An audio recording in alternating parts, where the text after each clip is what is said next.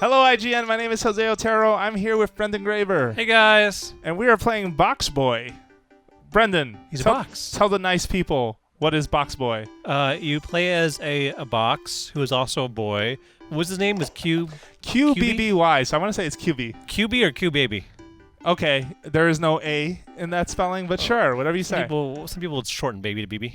You got it. Bay. So run with it. So the big trick here. The big trick is he can self-replicate in any direction, and this becomes where things start out really easily. You just have one box, and then you start to make more and more intricate shapes to get through puzzles to get these crowns.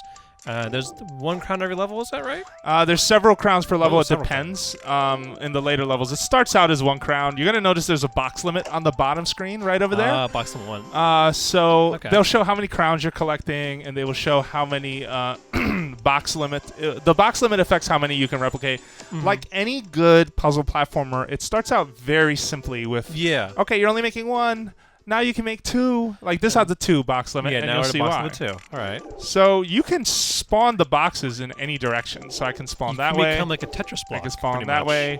I can spawn that way. Yeah, and oh, that's not enough. So if you screw up, let's say for example, I messed up. This box fell in, or I'm trapped here. Like I can't make a box that's gonna save me here, because the minute I put it down, it's gone. Yeah. You press L and R, and you instantly reset to that checkpoint, which is really smart.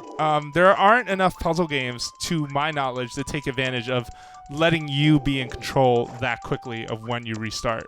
And so that I noticed is a fail. Every time you make boxes in the lower screen, you have less boxes overall. Yes. You have box limited 2, but you only had 10 boxes to make total. Yeah, so there is also a goal-based challenge there where if you use more boxes than what they recommend, I think you miss out on some of the reward, like the perfect clear bonus. I see, okay. Yeah, and so you're building up currency with the intent of spending it on custom outfits, things like that. What I do want to point out to folks is anyone who's watching this who's going, man, this is kind of a snooze. Like, why would I play this? Well, again, like any good puzzle platformer, the core idea is incredibly simple at the beginning, and then the complexity level kicks up. And I absolutely want to stress that for people, because it's very easy to look at this and go, well, this looks easy. I don't see the challenge.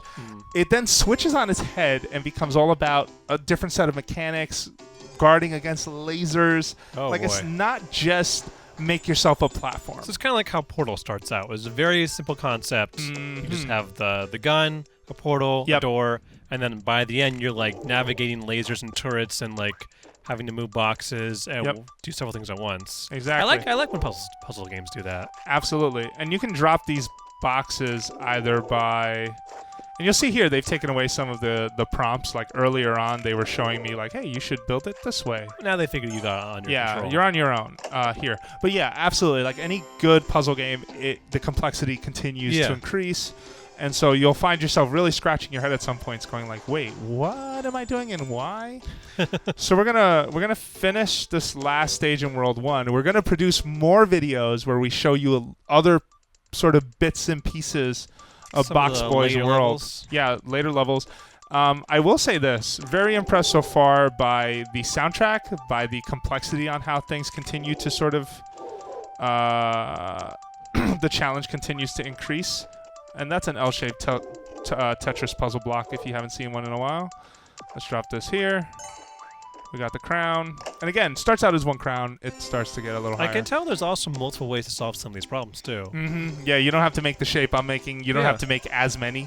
You can be very frugal in how many shapes you create. Yeah, absolutely. So let's go back to the world map. And you're going to see that we have conquered this challenge. So Box Boy now drops a big block on the situation. I wish I was kidding. Like, it's just straight up tosses a Rubik's Cube at it. Can we get Box Boy in Smash Brothers? Box-based combat. There is a ballot you can vote and put that on. So it's entirely possible. Anyway, so this is just a taste of what's to come. Make sure you check out more videos on Box Boy right here at IGN. For example, let's use some switches. Oh boy, I'm not prepared for this. You obviously aren't. So for more Box Boy coverage and more Nintendo coverage, make sure you keep it right here at IGN.